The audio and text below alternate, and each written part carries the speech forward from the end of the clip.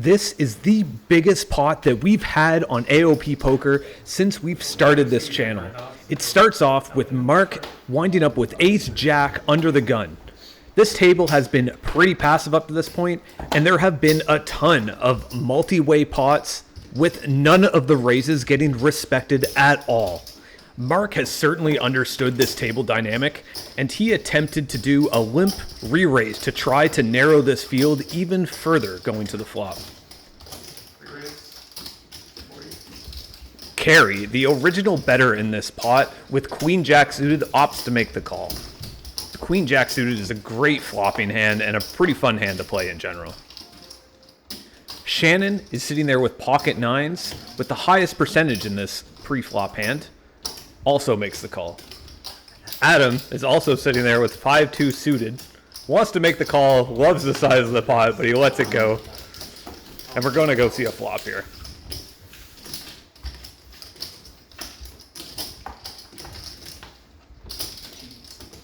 Not a particularly good flop for Mark, but he is representing quite a bit of aces, kings, ace-king in that kind of spot. I think there's a very high percentage of the time where you're going to want to bet a kind of flop like this, even though you're out of position. It's really his only chance to win, I think, on this hand. He does get carry to make the fold with the Queen-Jack suited, but as we can kind of see everybody's hands here, Shannon is never getting away from this hand.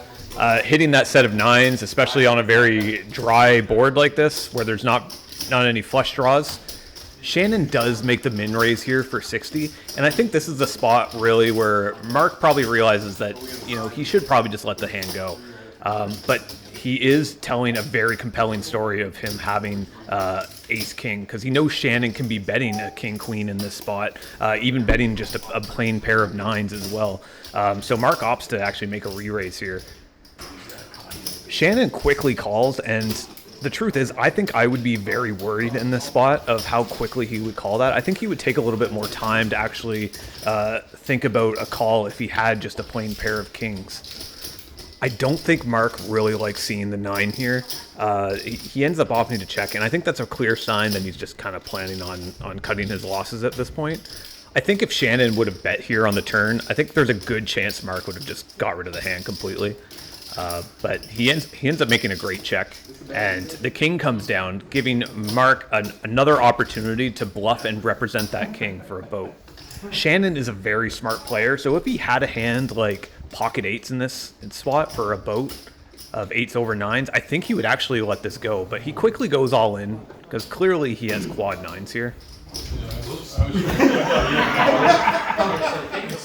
Gotta love Mark's sense of humor there. He realizes his mistake, but really commend him for really committing to this pot and really committing to his story. Not many players would be willing to do a bluff like that, so I thought it was a great hand and a great opportunity to try to analyze this for you. So make sure to like and subscribe, and comment down below what you guys think of this hand and maybe what you would have done in those similar situations.